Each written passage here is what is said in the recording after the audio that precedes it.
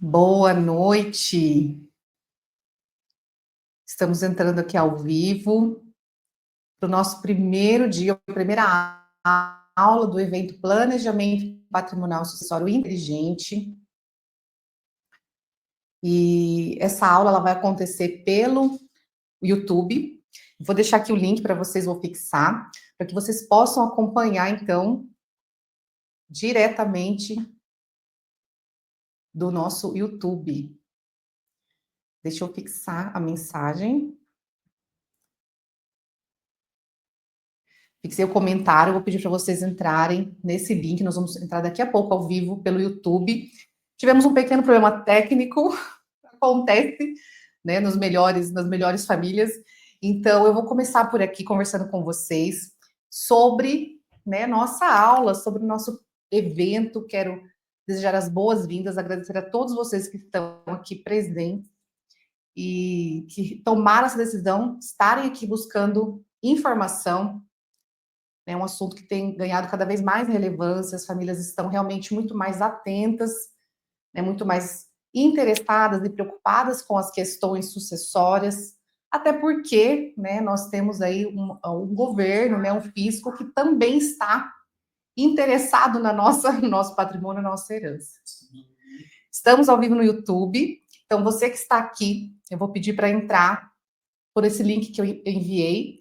Tá? Nós vamos transmitir pelo YouTube, até porque tem um material, tem uns slides que eu preparei para que possamos conduzir melhor aqui.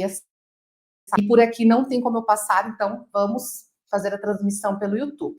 Então, vou ficar alguns minutinhos aqui, para que, à medida que vocês forem entrando, possam se direcionar aqui para o YouTube, ok? E aí, nós vamos, daqui uns minutos, eu desconecto aqui 100% pelo YouTube. Então, mais uma vez, sejam bem-vindos. Compartilhe esse link com pessoas que vocês acreditam que possam se beneficiar com esse conteúdo, com essas informações. E vamos lá, então. Agora eu vou mudar aqui para o YouTube. Tem muita informação, preparei com realmente muito empenho, muito carinho, com muita responsabilidade, tudo que eu vou apresentar aqui para vocês. E quem está chegando ao vivo, que não acompanhou, né, toda a divulgação do evento, hoje é o primeiro dia desse evento. Nós temos uma outra aula no dia 14. Então, hoje nós vamos falar sobre um erro silencioso, né, que pode comprometer aí realmente o patrimônio da família, né, se não for feito nada, se não for feito um planejamento, a família pode vir a ter surpresas desagradáveis aí no momento de uma sucessão. E no dia 14, nós vamos falar sobre a solução, né? Como as famílias inteligentes estão protegendo as suas conquistas, né? Protegendo as pessoas que amam. Tá bom? Então vamos lá para o YouTube agora. Vamos juntos. Bom, agora oficialmente aqui, né, pelo YouTube, mais uma vez, então, quero agradecer a presença de todos que estão aqui e realmente falar sobre sucessão, né, é pensar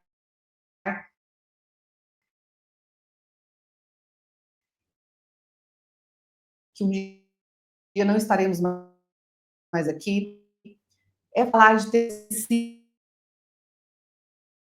a mesa e falar sobre esse assunto. Mas, como eu já mencionei no início aqui da live, né, aqui no Instagram, esse é um assunto que cada vez mais tem despertado o interesse das famílias, elas têm se conscientizado da importância de falar sobre esse assunto, né, porque realmente nós tivemos aí, se formos pensar, nos últimos anos nós passamos por uma pandemia, onde muitas vidas, né, foram ali levadas repentinamente e precocemente.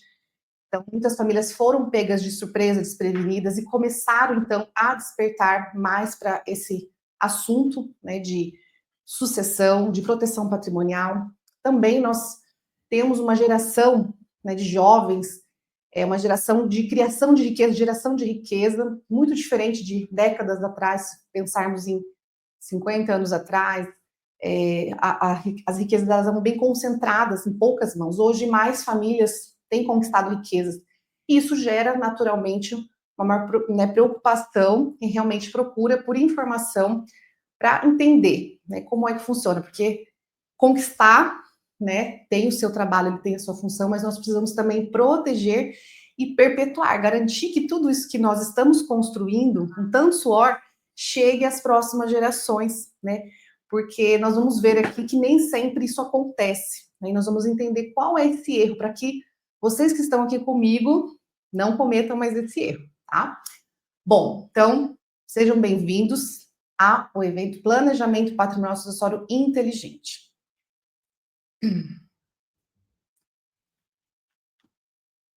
Bom, eu tenho um objetivo, né? E meu objetivo é impedir que seus filhos ou que suas famílias tenham aí uma queda no padrão de vida, que eles percam aí né, que tudo aquilo que vocês construíram durante uma vida seja perdido, né, que fique nas mãos do governo, na mão de quem não esteve junto com vocês na construção desse patrimônio, né? Então nós vamos realmente aí impedir que seus filhos e sua família rebaixem de classe social no momento que você não estiver mais aqui. É porque a falta de alguém, o momento ali do falecimento já traz muita dor. E quando a gente tem também ali, né, uma falta de planejamento, essa dor ela pode tomar outras proporções, porque elas normalmente vêm acompanhada ali de uma queda brusca no padrão de vida decorrente da perda patrimonial que nós temos nesse processo de sucessão, tá? Então nós vamos acabar com isso. Vocês que estão aqui comigo têm a oportunidade de não passar por isso, de impedir que isso aconteça com as suas famílias. Bom, quero dar alguns recados. Então, vocês que estão aqui comigo participando, né, ficarem comigo até o final. No final do evento, na verdade, até amanhã eu vou encaminhar para vocês uma planilha de cálculo do inventário, acompanhado de uma pesquisa. Por quê? Porque nós vamos falar sobre o inventário aqui hoje, nós vamos falar sobre esse vilão, e é importante que muitas pessoas me perguntam, quanto custa o inventário? Então, com esse calculador que eu preparei para vocês, vocês vão ter a oportunidade, então, de inserir ali os dados, né, de acordo com o patrimônio de vocês, com a realidade, e ter uma noção de quanto custaria um inventário, né, se alguém aí da sua família viesse a falecer, tá? Então, é importante a gente ter noção, ter esse conhecimento para entender quem é o nosso inimigo e saber como, né, a gente vai evitar isso, como a gente vai lidar com isso. Bom, rapidamente aqui, mais uma vez, para quem está aqui no Instagram, vamos lá para o YouTube, deixei o link fixado aqui, a transmissão está acontecendo oficialmente por lá, porque eu tenho material que eu estou compartilhando, e fica mais fácil para a gente interagir aqui, vocês acompanharem tudo que eu preparei para vocês, tá bom? Bom, também tem pessoas que estão aqui, né, acompanhando, que precisam de certificado. Então, quem precisar e quiser o certificado de conclusão de participação nesse evento, pode me chamar no e-mail, tá? No e-mail suporte@guglielmiadvocacia.com.br. Nós vamos deixar aqui no comentário, né, da descrição do YouTube, para que vocês possam, então, solicitar o certificado de participação com horas nesse evento. Bom, o que mais? Eu vou pedir para que, né, vocês que estão aqui me acompanhando, o que eu tenho para trazer aqui para vocês realmente é um conteúdo bem denso, com muita informação. Quero que vocês aproveitem o máximo possível. E eu vou pedir que, se possível, vocês, né, deixem o celular no silencioso. Se for possível, tire um tempo, pegue uma caneta, um papel, anote os pontos que vocês julgarem mais importantes, para que vocês possam aproveitar o máximo de tudo que eu preparei aqui para vocês, tá bom? Vamos lá. Bom, e agora, então, deixe-me me apresentar para quem ainda não me conhece. Eu sou a doutora Estela Souza Guglielmi, sou formada em Direito, sou advogada e formada pela PUC Paraná, sou especialista em planejamento patrimonial sucessório da família, especialista em holding familiar, direito empresarial, contratos, essa é a minha atuação. Eu sou colunista permanente do Jornal da Gleba, que é um jornal local, um jornal físico que nós temos aqui. Então, todo mês eu trago ali um conteúdo, trago informação relevante sobre o universo do planejamento patrimonial sucessório. Também sou coautora do livro Direito e Democracia, que é um livro feito em comemoração aos 20 anos do curso de Direito da PUC Paraná. Sou formada em Letras pela Universidade Estadual de Londrina também. Eu tenho clientes nos Estados Unidos, na França, na Austrália, na Suíça, então atendo todo o território nacional e internacional. Então, eu que vou conduzir essa aula e vou ajudar vocês a entenderem mais como proteger o patrimônio e a família de vocês. Bom, então aula 1, esse é o tema, né, o erro silencioso que pode destruir. Tem um lema, né, que quem não protege, perde. Quem não planeja, deixa que outros ou o governo decida, né, no seu lugar. E nós não queremos isso. Nós não queremos ninguém aqui perdendo o que conquistou de bobeira, né, porque nós temos como proteger, a gente tem como realmente evitar muitas perdas que acontecem. E nós também temos a possibilidade de planejar e tomarmos as decisões referente ao que nós queremos em relação ao que estamos construindo, e não deixar nas mãos de outras pessoas, ou até mesmo do governo. Como eu disse, ele está de olho na nosso patrimônio, na nossa herança, né? E aqui eu trago uma estatística que ela é preocupante, eu espero que, né, em breve essa estatística mude. Mas 73% dos brasileiros não planejam sua partida. Não fazem nenhum tipo de planejamento, absolutamente nada, nenhum testamento, nenhuma doação.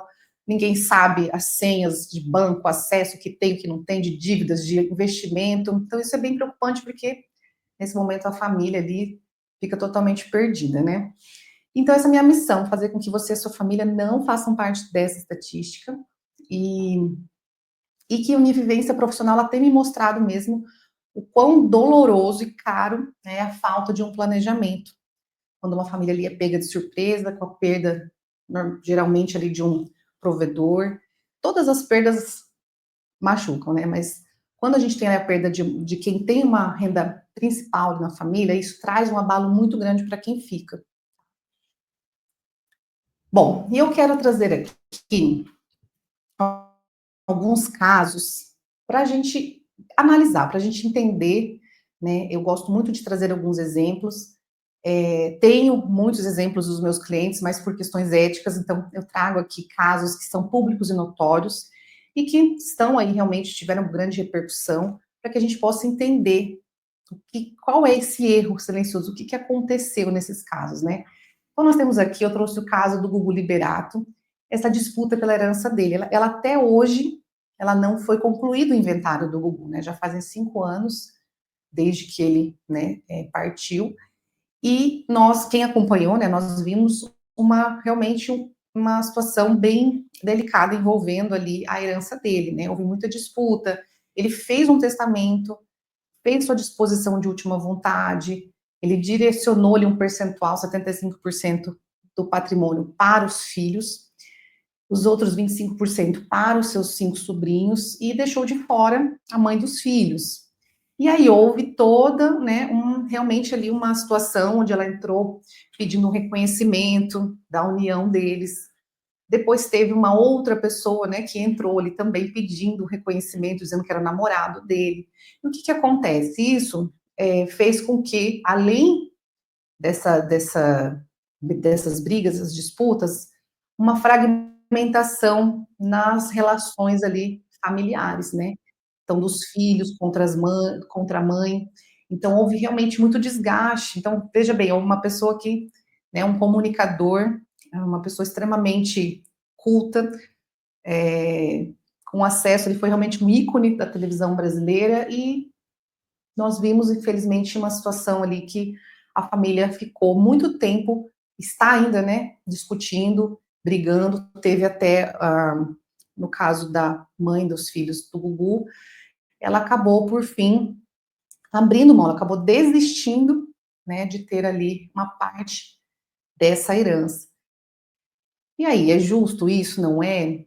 Não cabe a nós julgarmos, né, nós não temos acesso aos detalhes, o que está por trás dos processos, mas o fato é que teve ali realmente uma falta de planejamento.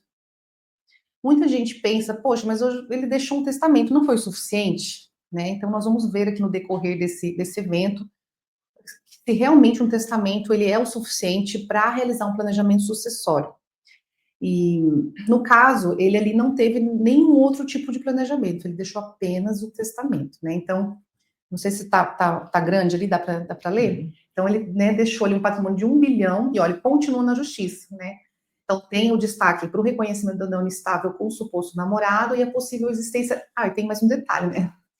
De um novo filho aí do apresentador. Então, é muito comum acontecer isso depois do falecimento de alguém, surgirem, né, notícias como essa, de supostos filhos, aí tem que fazer todo um processo de reconhecimento, e não é só a questão de filho biológico, tá? Como eu vou mostrar um outro caso aqui, nós vemos que é cada vez mais comum, que é o fato do reconhecimento de filiação socioafetiva.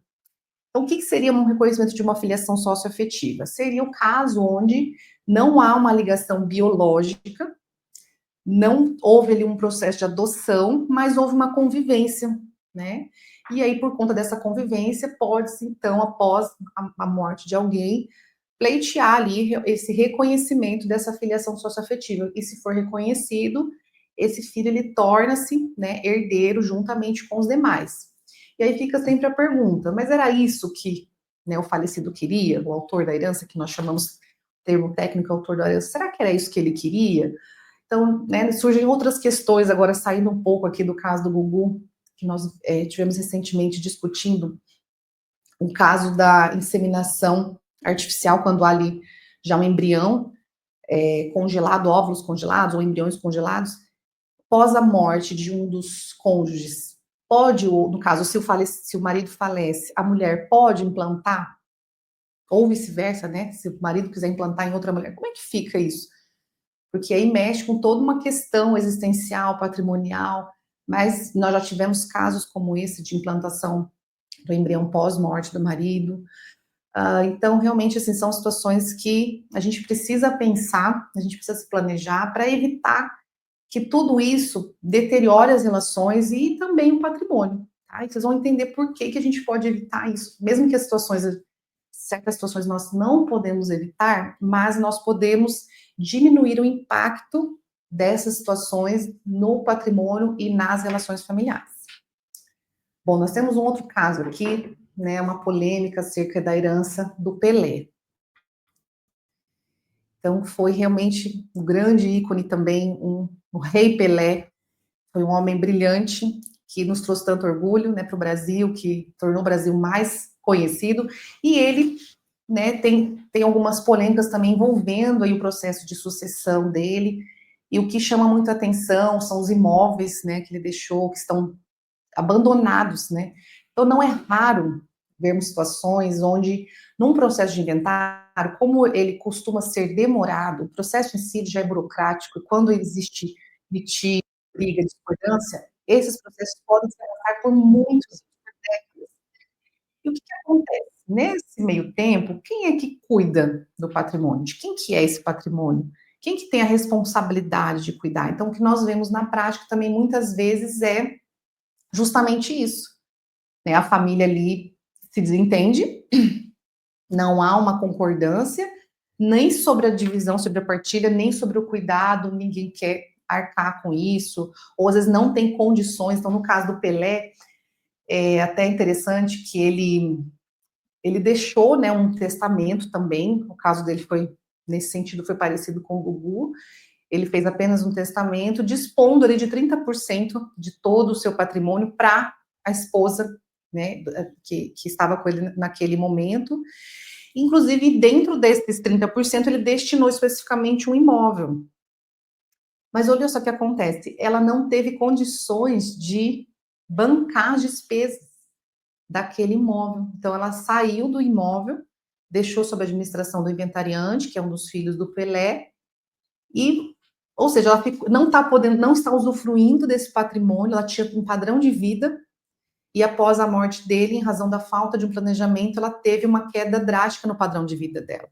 Então, além da perda, né, do seu marido, do seu amor, ela também teve ali um abalo muito grande na sua questão financeira e patrimonial.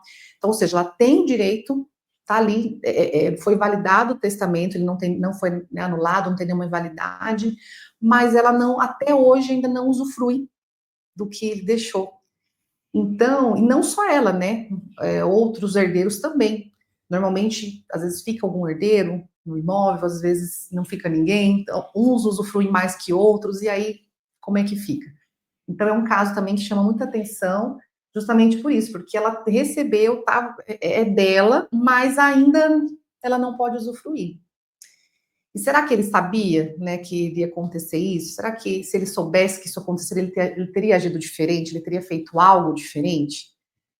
Então é algo para a gente pensar, né? Então, ali nas notícias que eu trouxe, fala justamente sobre isso, que a Márcia, ela deixou, né, a Márcia, a viúva, ela saiu, então, da mansão, decidiu sair nessa mansão, porque ela não tinha, além de ficar muito sozinha, era um imóvel muito grande, né, de 4 andares, ela também não tinha como arcar com as despesas desse bem. Aí nós tivemos uma questão ali também, do condomínio, então ficou devendo condomínio, aquilo que eu falei, né, quando está no processo de inventário, fica tudo enroscado, porque tudo que foi deixado vira uma coisa só.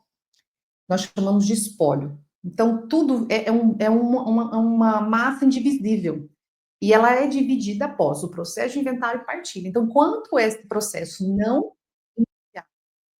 finalizar, eu costumo dizer que aquele rol de patrimônios ali, aquele, né, conjunto de patrimônios, aquele universo de bens, dívidas também, né, que nós vamos ver, eu vou falar um pouquinho, explicar um pouquinho sobre o inventário, ele é de todo mundo e não é de ninguém. Então vira uma bagunça, né, vira uma confusão. Aí nós temos também, aqui eu trouxe um caso, que não envolveu o inventário necessariamente, mas é uma das donas da Pernambucanas, a empresária Anita Harley, que ela está, né, há muitos anos em coma. E ela, imagina só, ela era, né, CEO, uma presidente de uma empresa muito grande, muito importante, e quando ela entrou, né, começou esse estado de coma, alguém tinha que assumir, tomar as decisões por ela. E ela havia deixado uma procuração para assistente dela. Porém, o que começou a acontecer? Uma disputa. Foi solicitado ali o reconhecimento de filiação socioafetiva do filho, que é o Arthur, filho da funcionária dela, que trabalhava há mais de 20 anos com ela. E essa funcionária alegava que era esposa dela, que elas conviviam em união estável.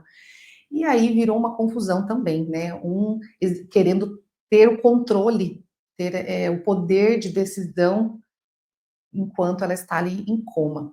E isso o que gera? Deterioração do patrimônio, né? Então a Pernambucana sofreu muito com essa questão. Hoje eles estão se reorganizando, mas veja bem, né? Não foi feito um planejamento ali adequado para pensar, se eu não estiver mais aqui, ou se eu não estiver em condições de tomar decisões, quem vai decidir no meu lugar? Como é que vai ser gerido tudo isso? Né? Seja o patrimônio, seja uma empresa. Então, são decisões que nós temos que pensar, são casos para a gente analisar e refletir. E aí eu faço essa pergunta, né? O que faltou para eles? Isso são alguns, né, de muitos exemplos. Nós podemos citar vários que são muito conhecidos. Tem o do Zagallo, tem Sidney Magal, tem, gente, a Tarsila do Amaral, é um inventário que se arrasta há mais de 50 anos, né? Nós temos muitos casos mesmo emblemáticos, né? E o que faltou para essas pessoas? Informação, conhecimento? Será? Né? Provavelmente são pessoas que tiveram acesso a bons advogados, bons profissionais, mas às vezes eu me pergunto, será que eles tinham conhecimento das consequências de não fazer um planejamento? Né? O que será que pode ter acontecido ali? E esses questionamentos, de forma alguma, é um julgamento, tá? Mas realmente é para fazer a gente refletir, né? Nós não sabemos, não temos como saber, mas fica aqui uma reflexão. Aí eu me pergunto, será que faltou coragem? Coragem para, de repente, porque quando você vai organizar isso em vida, exige sim, né, uma conversa, exige tomadas de decisões, às vezes um ou outro pode não se agradar daquela decisão que foi tomada, então exige mesmo coragem da gente falar sobre isso, tocar nesse assunto, de tomar decisões, e um outro ponto ali, será que faltou tempo? Talvez eles até sabiam das possibilidades de outros, né, de planejamentos que eles poderiam realizar, poderiam talvez até estar né, em tratativas, mas talvez não tiveram tempo de concluir ali um planejamento. Então nós não sabemos, mas o que eu sei é que a partir de hoje, vocês que estão aqui, né, acompanhando, me assistindo, a informação vocês têm. E coragem e tempo, aí é algo que a gente, né, precisa a coragem que vocês precisarem. O meu trabalho é de justamente fazer essa intermediação com a família, de trazer esse assunto, de trazer isso da melhor forma possível, de ouvir a família. E às vezes realmente precisa alguém de fora trazer esse assunto e tratar de uma forma mais técnica, né, com mais profissionalismo, porque a gente daí deixa um pouquinho de lado ali os ressentimentos, né, que muitas vezes pode ocorrer, e a gente traz ali essas relações patrimoniais para um outro lugar, né, para uma outra forma de tratar, de conversar, uma outra visão, uma outra perspectiva. E o tempo, né, nós não sabemos quanto tempo nós temos, então quem realmente entendeu, entende que é importante fazer algum movimento nesse sentido, a gente tem que pensar também na questão do tempo, né? Agora sim, vocês podem estar, de repente, pensando, né? Mas se eles que eram milionários, né, que tinham grandes fortunas, que tinham acesso a isso, não se planejaram, quem sou eu para querer planejar? Será que isso é para mim, né? E eu digo que, na verdade, não tem a ver com dinheiro, não tem a ver com a quantidade de patrimônio. Na minha opinião, tem muito mais a ver com mentalidade. Porque assim como nós temos esses cases, vocês vão ver que na próxima aula eu vou trazer outros cases de empresários de famílias que fizeram totalmente o oposto e que tinham talvez até menos dinheiro ou em alguns casos até mais dinheiro, mas outros menos, mas não foi isso que fez a diferença, não foi a quantidade de dinheiro, a quantidade de patrimônio. Então, tem muito mais a ver com a mentalidade ou com a decisão de fazer, iniciar esse processo, de cuidar dessas questões e não deixar isso, né, simplesmente para que outras pessoas resolvessem. E aí aqui eu quero falar um pouquinho sobre o impacto do inventário no patrimônio e nas relações familiares. Então, nós já falamos um pouquinho aqui, já comecei a trazer algumas reflexões para vocês, mas de uma forma aqui mais objetiva, né? Eu quero explicar o que que é a sucessão. Então, vamos voltar um pouquinho, vamos dar uns passos atrás, porque eu sei que muitas pessoas às vezes não têm ideia, né? Eu não sei, eu não preciso responder ele no chat, mas eu quero que você me responda. Quem que está me assistindo ao vivo que recebeu herança, que teve que passar por um processo de inventário, né? Quem quiser responder, fica à vontade, mas se não quiser responder, eu quero que você reflita sobre isso, né? Você recebeu, não recebeu, você pensa em construir do zero, ou você ainda vai receber, às vezes você, né, tá aqui me assistindo, você é um possível herdeiro, porque, digo possível porque nós não sabemos a ordem, né, de partida, mas enfim. Então, quem nunca passou por um processo de inventário não faz ideia. Quem nunca recebeu bem de herança não tem noção, muitas vezes, do que é esse processo. Então, basicamente, o que acontece? Quando uma pessoa falece e deixa bens no seu nome, os herdeiros precisam fazer um processo de inventário. Porque a sucessão, ela acontece no momento exato do falecimento. Então, a pessoa faleceu, aquele é o momento que marca o início da sucessão. Para efeitos, né, jurídicos, patrimoniais, então existe esse marco temporal ali, que é o exato momento do falecimento. Mas aí, tá, já aconteceu a sucessão, então posso pegar minha parte, né? Calma, não é bem assim. Então, esse procedimento, que é o inventário, é um processo burocrático que ele precisa ser feito para fazer um levantamento, que lembra que eu comentei agora há pouco, que o inventário, ele é o quê? O que que é o, né, quando alguém fala, ela não deixa só bens, muitas vezes tem ali no meio dívidas, obrigações, e aí nós precisamos fazer um levantamento de tudo isso, entender o que que essa pessoa deixou, para que a gente então, se tiver dívidas, primeiro precisa pagar essas dívidas, e aí então, aquilo que restar é dividido entre os herdeiros, é feito a partilha, tá? Então é muito importante entender isso, porque até para quem hoje está no processo de pensar na sucessão, já quer pensar, já tem filhos, netos, muitas vezes eu falo isso que eu vejo no meu dia a dia, né? Eu vivo aqui no meu escritório, às vezes tem uma resistência, fala, não, eu já trabalhei, já conquistei, vou morrer, eles vão receber, tipo assim, eles que se virem, né? Mas não é assim automático. Então, muitos acreditam que é uma coisa automática. Morri, já passa para os meus filhos, para os meus herdeiros. Então, não é, tá? E aí, então, tem que fazer esse processo. E o que que acontece? Muitas famílias demoram para abrir o inventário, né? Porque não tem dinheiro, porque acha, não sabe, não, ou tá ali sofrendo aí do luto. E aí a lei prevê um prazo, tá? Tem um tempo para abrir o processo de inventário, que precisa ser respeitado. E se não respeita, aí tem multas, aí tem as consequências, né, de não abrir no prazo. Mas o fato é que enquanto não é aberto e encerrado esse inventário e a partilha, é aquilo que eu falei, tudo é uma coisa só, indivisível, que é de todo mundo, mas não é de ninguém. Realmente, os filhos, a esposa, o marido, quem fica, não consegue, muitas vezes, acessar diretamente esse patrimônio, né. Às vezes, como eu disse, alguns ficam ali usufruindo de algum imóvel, por exemplo, de algum bem, mas tá irregular, porque o certo é fazer a partilha. Precisa deixar isso tudo bem resolvido. E aí comentei que esse procedimento, então, ele pode demorar muito tempo e ele pode ser via extrajudicial ou judicial. Então, extrajudicial é feita no cartório, mas tem requisitos, né, e eles é que todos estejam de acordo com a partilha. E, na minha opinião, acho que essa é a parte mais difícil, porque sempre tem ali uma discordância, seja porque alguém acha que tem mais direito do que o outro, seja porque desconhece realmente, né, a lei em relação a como é feita a partilha. Então, sempre vai surgir ali uma questão, mas quando, né, quando era criança, a gente era criança, o pai deu uma bicicleta para fulano e não deu para mim. Porque pagou a faculdade de um e a minha não, porque eu fui pública. Faz o casamento da fulana e não fez o meu.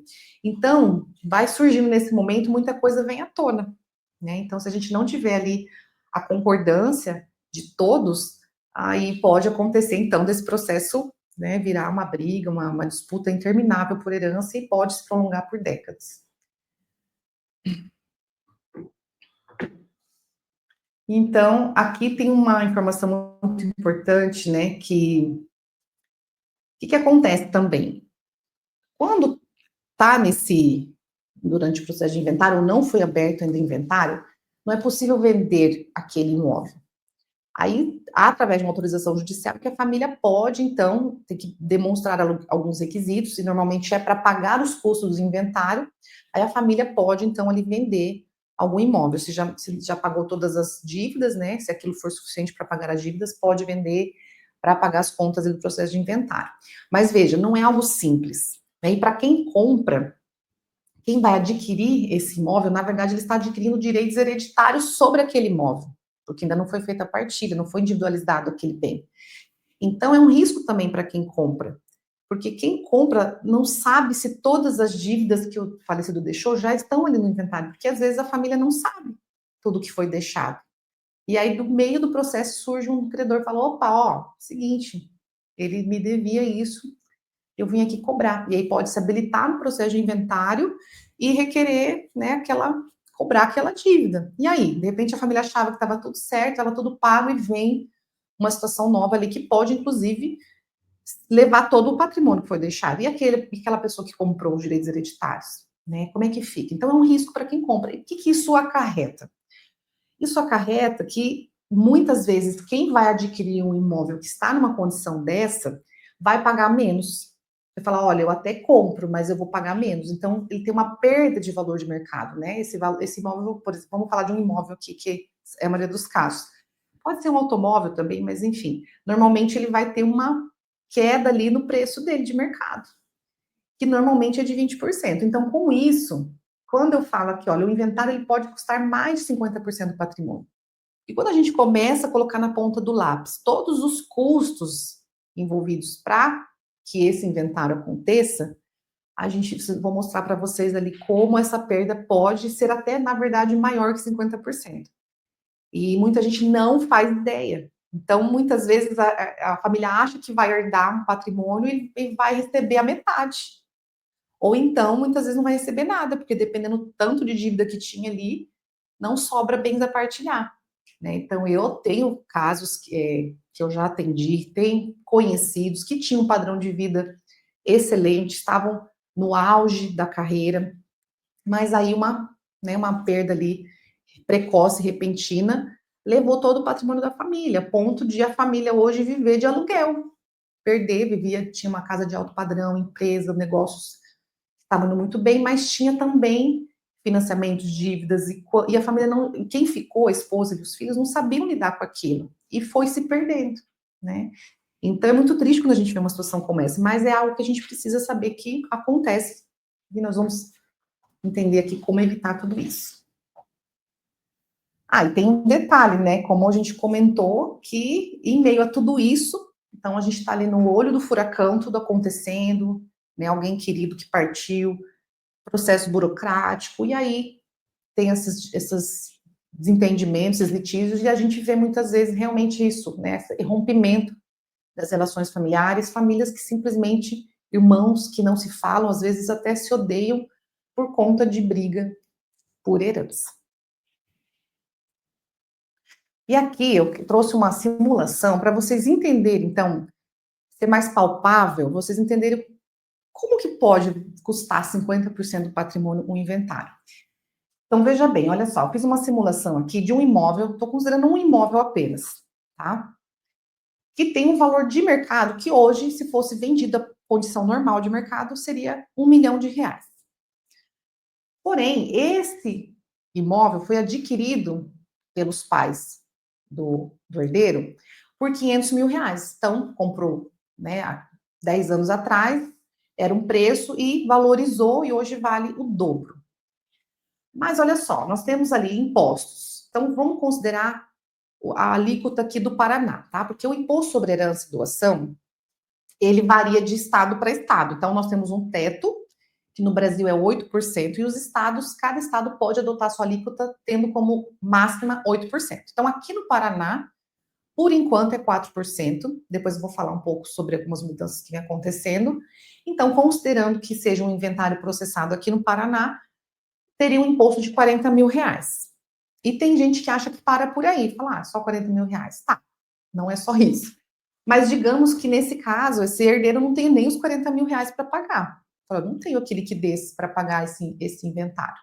Mas aí tem os honorários advocatícios, que no percentual mínimo da tabela da OAB aqui do Paraná seria R$ 50 mil. Aí nós temos também despesas aproximadas, né, de cartório de notas, de certidões, de registro de imóveis. Aqui não teria o ITBI nesse caso. Aí o que acontece? Lembra que nós falamos, então, que esse imóvel vai ter que ser vendido, né? Nesse exemplo que nós estamos dando, esse herdeiro não tem o dinheiro, ele vai precisar vender esse imóvel para poder regularizar a situação dele. E aí, como ele vai a mercado num processo já de inventário, ele vai ser vendido por aproximadamente R$ 800 mil. Essa é a realidade, né? Num caso como esse. Então, 20% a menos no valor de mercado. E aí, o que acontece? Nós temos, esse herdeiro, ele vai ter que pagar um imposto de ganho de capital. O que isso significa? Então, entre o valor que foi adquirido esse imóvel lá pelos pais dele e entre o valor de venda, então, ou seja, adquirido por 500 e vendido por 800, há uma diferença de R$ 300 mil. Essa diferença, a Receita Federal, então, a União taxa, né, cobra um imposto de renda, que é chamado Imposto de Renda sobre Ganho de Capital, de 15%. Esse imposto ele vai de 15% a 22,5% a depender do ganho de capital. Então, nesse caso, ele se enquadra nos 15%. Então, 15% de 300 mil, que é essa diferença, seria mais R$ 45 mil que ele teria que pagar de guia ali para a Receita Federal. Então, nós tivemos ali um deságio de R$ 200 mil da venda, essa diferença entre o valor de mercado e o valor efetivamente vendido, e temos também a corretagem, porque alguém vai ter que fazer essa intermediação. E se for uma corretagem de 6%, que é o padrão do mercado, são mais R$ 60 mil. Então, veja bem, nós tivemos aqui uma perda patrimonial de 402.500. Então, é uma perda gigantesca de aproximadamente 60%. Ou seja, o que sobraria para esse herdeiro, depois de pagar tudo isso, seria 597.500. Então, ou seja, praticamente, né, ele vai receber muito menos, tem uma perda patrimonial gigantesca, e ele vai ter o quê? Uma queda no padrão de vida. Então, com isso que sobrar, ele não vai conseguir ter um outro apartamento no mesmo padrão. Então, isso é só um exemplo, tá? Poderia ser, né, vários imóveis, poderia ser um imóvel de valor maior, menor, mas o fato é que para poder regularizar a situação, se a família, se o herdeiro não tem o dinheiro vivo ali, não tem a liquidez, ele vai ter que se desfazer de algum bem para poder, então, pagar todo esse custo do inventário. E aqui, veja bem, tem uma observação, né, que eu não estou considerando ainda custas judiciais. Então, estou considerando aqui que foi tudo, né, de comum acordo, ou que é só um herdeiro, não teve judicialização nesse processo, porque se for judicializado, ainda vai ter o custo, né, todas as custas desse processo. Não considerei aqui que foi deixado dívidas, porque se tivesse dívidas, teria que abater desse valor as dívidas também, então seria mais uma perda, ele aumentaria. Também não coloquei aqui custas com funeral, porque também no inventário essas custas podem ser abatidas ali do espólio, tá? Então, não considerei aqui custas com funeral e nem a dilapidação do bem. Então, em caso de litígio, como eu comentei, muitas vezes o imóvel fica ali abandonado, ninguém quer cuidar, ninguém quer pagar, e aí teria, então, né, em algum caso mais extremo, mais perda ainda. Então, gente, isso aqui realmente é para dar um panorama, dar um exemplo, porque é uma conta que ninguém faz, né? É óbvio que, de repente, tem esse valor em mãos, com certeza essa perda diminui. Mas o que eu vou trazer para vocês de informação, que vocês vão poder entender melhor isso na segunda aula, que é no dia 14, que a gente consegue diminuir mais ainda esse custo, tá? Além de, mesmo que aquela família tenha o dinheiro para fazer aquele inventário, um planejamento antecipado pode gerar uma economia muito maior para a família. Então, e é isso que eu quero trazer, essa notícia. Então, até agora nós falamos de coisas, né, de coisas ruins aí, do que realmente acontece, né, nos casos onde não há um planejamento. Mas a boa notícia é que sim, a gente tem como evitar o inventário, tá? Nós temos soluções, estratégias hoje muito acessíveis, à nossa disposição, né, está aqui ao alcance das nossas mãos, que antes eram soluções que ficavam realmente mais restritas a famílias bilionárias, mas com a democratização da informação, né, nós temos muito mais acesso à informação, nós temos hoje condições de utilizar, né, dessas estratégias, dessas soluções, independente do valor do patrimônio. Se a família tem algum patrimônio, ela pode sim e deve pensar em fazer um planejamento. Não é mais algo limitado a grandes fortunas. Até porque, o que acontece? Lembra que eu comentei no início, né, aqui da nossa aula, alguns motivos que têm, né, realmente levado as famílias a procurarem mais informação sobre planejamento sucessório. Mas um deles é que, desde que as famílias também começaram a buscar mais esse planejamento, elas passaram a economizar mais. E o fisco não gostou da ideia, né? Então ele começou a olhar com outros olhos, falou, opa, tem uma fonte aqui de receita que a gente está perdendo, né? Nós estamos deixando de arrecadar. Então isso começou a incomodar, né, os fiscos, e aí começou então um movimento de aumentar a fiscalização, de aumentar formas de como eu posso dizer, realmente limitar as possibilidades das famílias realizarem o planejamento sucessório, tá? Então, através de um planejamento em vida é possível fazer, evitar tudo isso, mas nós temos que estar atentos, temos que correr contra o tempo, porque cada vez mais o fisco tem buscado, né, formas de evitar que a gente tenha economia significativa com o nosso planejamento. Então, eu vou detalhar tudo isso para vocês na próxima aula, dia 14, às 20 horas, tá? Então, fiquem atentos. Espero que vocês possam participar aqui, né, comigo. E deixa eu aproveitar e dar um recado.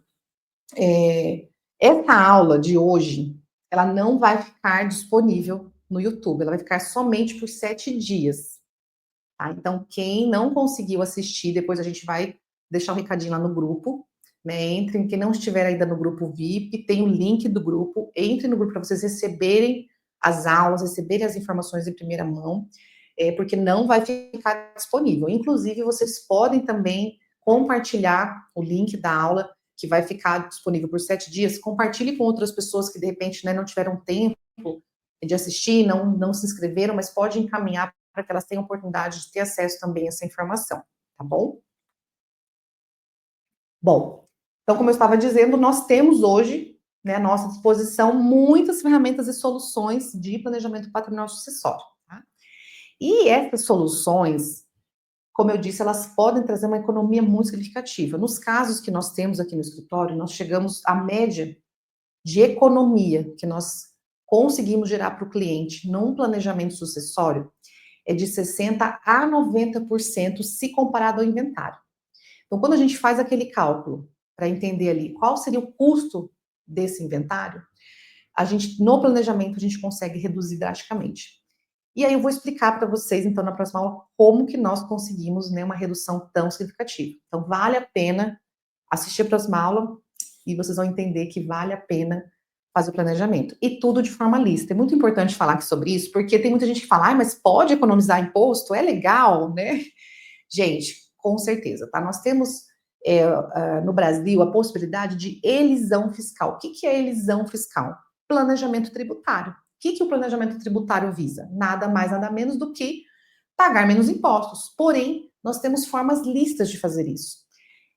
Até quem, né, eu defendo essa ideia, eu comungo dessa ideia de que a elisão fiscal, ela está, né, para o direito tributário como a legítima defesa está para o direito penal. Então, para quem não sabe, legítima defesa é o direito que a pessoa tem de defender o seu patrimônio, defender a sua vida, e usar os meios que forem necessários para afastar riscos eminentes, né? Se alguém está tentando contra a sua vida, está tentando contra o seu patrimônio, você tem, né, a autorização legal para agir, para combater aquilo, para não deixar tirar a sua vida ou de alguém que está do seu lado, alguém que está próximo a você. Então, inclusive, até matar outra pessoa, se ela estiver tentando contra a sua vida. Aí é uma exclusão, é um afastamento da ilicitude, que não gera uma condenação. Então, o que isso significa? Nós temos o direito, legítimo o direito de querer pagar menos impostos. Por quê? Porque o imposto, querendo ou não, é um ataque ao nosso patrimônio. É o governo botando a mão no nosso dinheiro. Legal, ok, ele pode fazer isso, né? Mas nós também temos prerrogativas como contribuintes, nós temos alternativas que nos permitem, sim, pagar menos impostos. Tá? O que nós não podemos é cometer a evasão fiscal. O que é evasão fiscal? Olha, já gerou aqui a obrigação de pagar o imposto e eu decido não pagar. Ou eu burlo, né, minto, para não pagar o imposto, para não gerar um imposto. Então, isso é evasão fiscal. A elisão fiscal não, é planejamento tributário. Tá? Porém, como eu disse, cada vez menos né, a União, o fisco aí quer que a gente planeje, que a gente pague menos impostos, tá? Mas nós temos sim essa autorização legal para fazer planejamento tributário. Aí você pode estar se perguntando, né? Mas será que isso é para mim? Será que tudo isso que ela falou realmente eu preciso? É o meu caso? Como que eu vou saber se eu posso fazer, se vale a pena, se é viável? Então eu tenho aqui algumas perguntas que vão te ajudar a chegar a uma resposta, né? Então, se você tem filhos ou alguém que você ama, né, que você queira que fique confortável quando você não estiver mais aqui, ou se você tem algum patrimônio, pelo menos um imóvel, não importa o valor, ou uma empresa, não importa o tamanho dessa empresa, você quer evitar que os seus filhos, os herdeiros, briguem por herança? Porque, gente, olha, não importa se é uma casa, um terreno, um carro, se tem mais de uma pessoa interessada, pode haver briga ali. Você quer evitar que sua família passe dificuldades quando você não estiver mais aqui? Você tem filhos de outros relacionamentos? Bom, se você respondeu sim para alguma dessas perguntas, então eu tenho certeza que você vai se interessar na próxima aula do dia 14, né, que vai ser o tema Como famílias inteligentes estão se protegendo legalmente. Então aí nós vamos falar da solução, como que nós vamos evitar tudo isso, né? E com certeza você vai descobrir que você precisa sim dessas soluções. Eu tenho certeza também. Mas eu tenho que fazer aqui um último alerta. O que acontece? A reforma tributária, ela trouxe mudanças significativas para o planejamento patrimonial sucessório da família. Tá? Então, lembra que eu falei que o fisco cada vez está tentando diminuir as nossas, né, chances aí de elisão fiscal. Eles não querem que a gente pague menos imposto.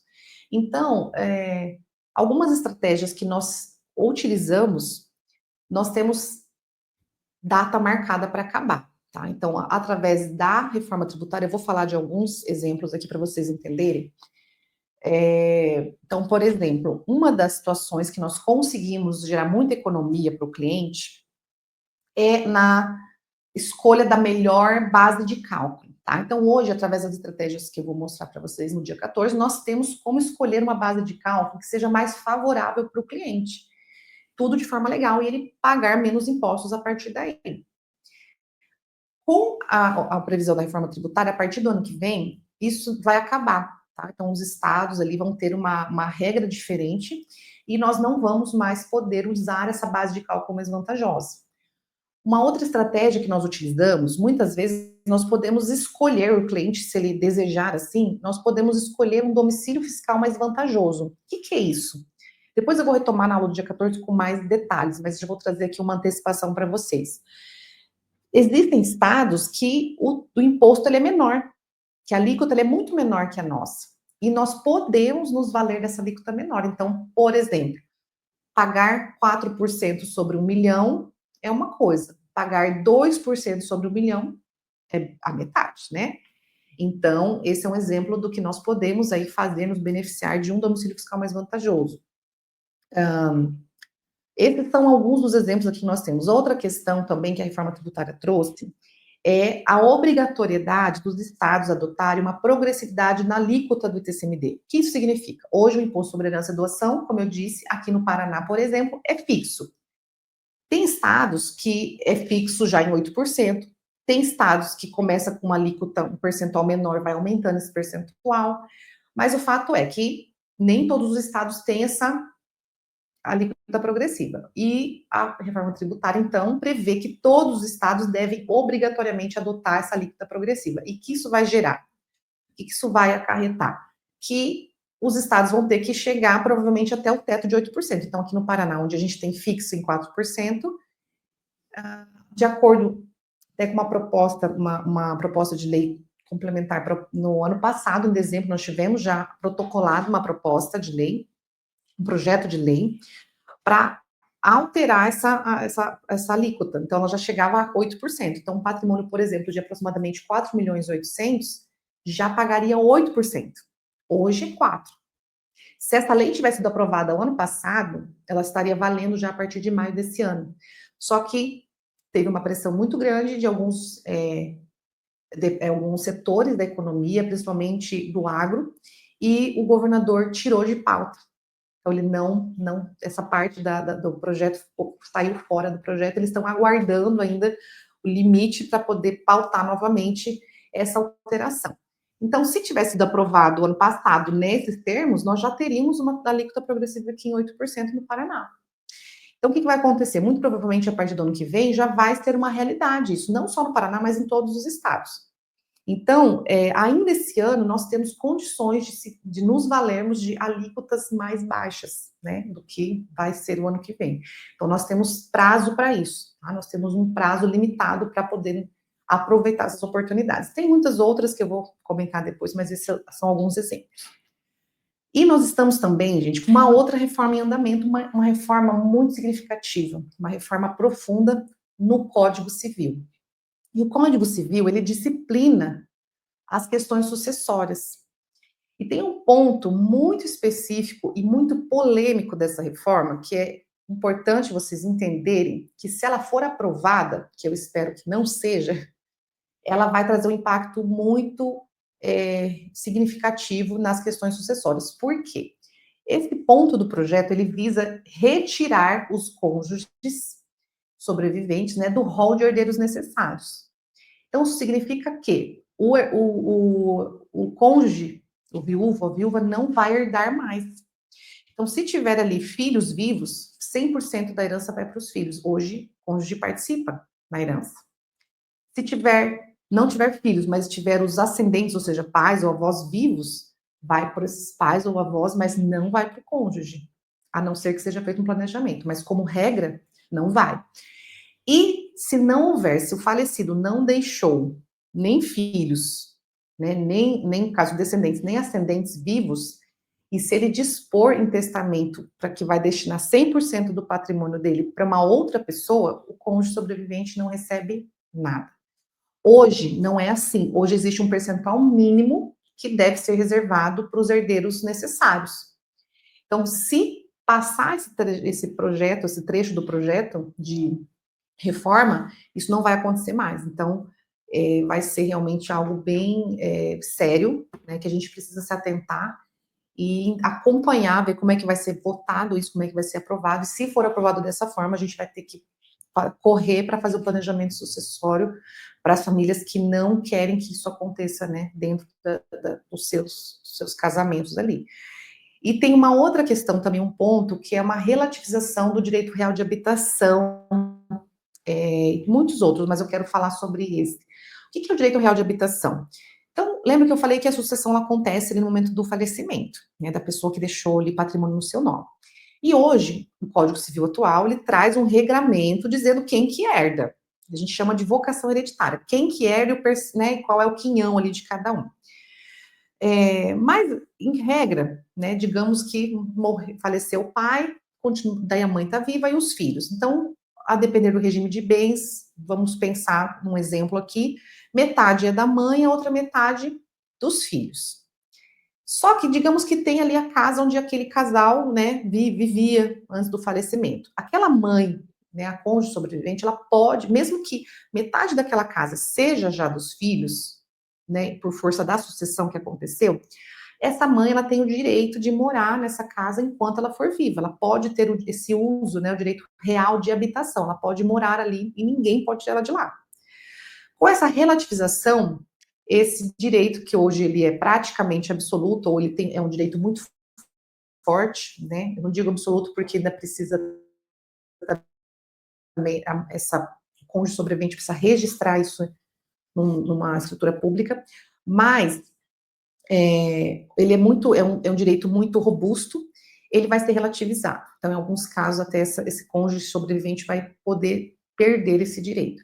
Então, são assuntos delicados, né, importantes, que a gente tem que estar atento, porque vai impactar na nossa vida, né, em um momento ou outro a gente pode ser impactado por ele, tá bom? Bom, então estamos chegando aqui ao final, né, da nossa aula, e a conclusão, né, a resposta ao tema da nossa aula hoje, o erro silencioso, né? Nós estamos falando sobre esse erro silencioso, mas afinal, qual é o erro? O erro é o inventário? O que é esse erro? Então, o erro silencioso, ele é a procrastinação. Ele é saber que o problema existe e decidir não agir. Então, não fazer nada diante de tudo que, né, eu trouxe aqui para vocês, diante de tudo que está acontecendo, diante da reforma tributária, diante da reforma do Código Civil. Então, realmente, esse é um erro que pode custar boa parte do patrimônio da família, pode custar a paz, a tranquilidade, né, pode custar a qualidade de vida, o conforto de quem fica. Então, esse é o meu recado, né, para vocês. Então, hoje a gente conhece, nós estamos hoje com esse conhecimento, e eu quero ajudar vocês a saber como lidar agora com isso tudo que vocês sabem, né? Agora vocês, depois que a gente vê, não tem como desver, não é verdade? Então, vamos caminhar juntos agora para a próxima aula para vocês saberem, então, quais são as soluções, o que é a família, o que você pode fazer para não cometer esse erro, para realmente se proteger, né? Preservar, perpetuar o seu legado. Com isso, foram dados os recados, eu esqueci de alguma coisa, Sandro, tá tudo certo? Bom, quero agradecer muito a presença de todos vocês, realmente é uma honra estar aqui falando para tantas pessoas, né, para quem realmente se propôs a estar aqui junto conosco, e compartilhe, gente, não deixe de mandar essa aula, o link de inscrição, para pessoas que possam se interessar, é um conteúdo de muita relevância, de muita importância e de uma certa urgência. Tá? Então, espero vocês no dia 14, às 20 horas em ponto. Até mais.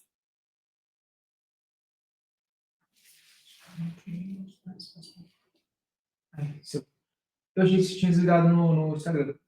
Ah, De ladinho aqui uma hora. eu vi. Eu esqueci. Eu falei que ia desligar. Bom, não vou compartilhar esse vídeo, não, né? Não. Vou nem salvar. No YouTube, ele fica salvo no YouTube. Eu já combinei com a Tamires, ela vai fazer uns recortes. Cortes também. A gente soltar amanhã de manhã. E aí? Achei legal, foi bacana. Aí amanhã eu vou mandar mensagem para todo mundo, perguntando se assistiu, interagindo e tudo mais, para já fazer um aquecimento, né? Posso fazer do meu celular ou se eu não faço do business? Seu. Oi? Peraí. Amanhã eu vou mandar uma mensagem para todos. Para iniciar uma conversa, perguntando se assistiu e tudo mais. Né? Posso fazer do meu? Ou é melhor fazer do seu business, né? O que você acha? Mas o meu business está lá? Não, aí se for fazer do business, aí a gente precisa conectar no WhatsApp Web. Amanhã eu conecto lá do meu computador. Ou eu mando do meu mesmo, identifico como da equipe. Tá? Aqueles que eu ver que estão mais quentes, aí eu vou planilhar e te passo.